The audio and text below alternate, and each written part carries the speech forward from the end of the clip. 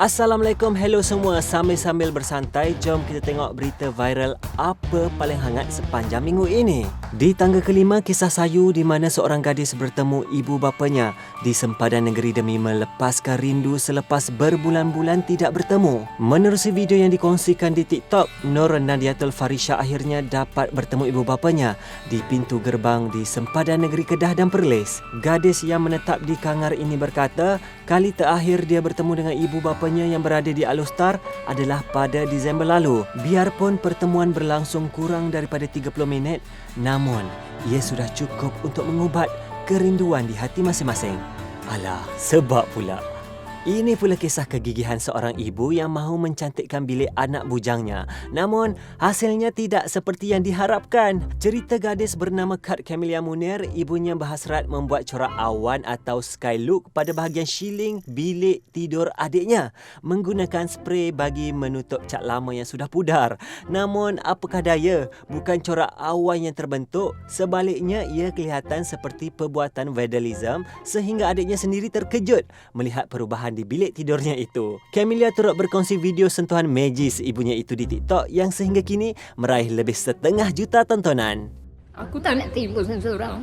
Kau tengoklah mak aku. Dia nak buat skydiving kat bilik adik aku. Dah macam vandalism aku tengok. Aku syak mak aku dendam kat adik aku ni. Beberapa bulan lalu, graduan bernama Muhammad Iskandar Zulkarnain hanya menerima transkrip pengajian yang dihantar ke rumah memandangkan majlis graduasi terpaksa ditunda gara-gara penularan wabak COVID-19.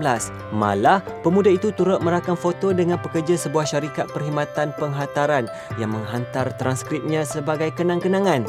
Namun siapa sangka, rezeki berpihak kepadanya apabila pada 6 April lalu dia berpeluang merasai pengalaman menghadiri majlis graduasi sebenar. Bukan saja dapat transkrip, tetapi pemuda ini siap memakai 2 selempang ketika naik ke pentas kerana berjaya memperoleh ijazah kelas pertama selain menerima anugerah Chancellor. Tahniah bro. Siapa je yang tak kenal dengan Carol Aming? Video 30 hari 30 resipi trademarknya ketika Ramadan sering dinanti-nantikan ramai, termasuk 2 beranak ni. Dek kerana terpengaruh dengan resipi masakan selebriti media sosial itu, mereka sanggup meredah hujan semata-mata untuk membeli bahan-bahan yang diperlukan. Ni semua Khairul Amin punya pasal lah. Hari tu dia pakai Lut nak buat ayak soda. Hujan-hujan pergi belilah Fadil. Ayak sirap lah. Segala soda lah. Segala Fadil ni dia pergi beli. Ni hari ni ayam tai pula dah.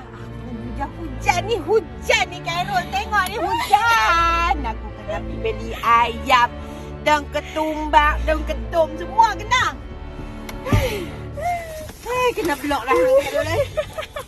Namun gelagak si ibu yang sempat membebel ketika berada dalam kereta benar-benar mencuit hati netizen. Bahkan mengundang perhatian Carol Aming sendiri. Siap bergurau nak blok Carol Aming lagi. Yelah, siapa saja yang tak terpengaruh dengan video masakan Carol Aming kan? Dahlah sempoi, mudah pula. Mengungguli top 5 viral Mstar minggu ini, kisah seorang pemuda bernama Mas Zaim Zidin yang mengusahakan bisnes donat sehingga menerima sambutan yang tidak dijangka. Graduan dalam bidang bakery dan pastry yang juga anak kepada ikon penyiaran Allahyarham Aziz Raisa itu sudah menghasilkan hampir 1,000 donat walaupun baru mengusahakan bisnes tersebut bulan lalu. Menariknya, donat pelbagai perisa yang dijualnya itu diuli menggunakan tangan sendiri tanpa bantuan mesin.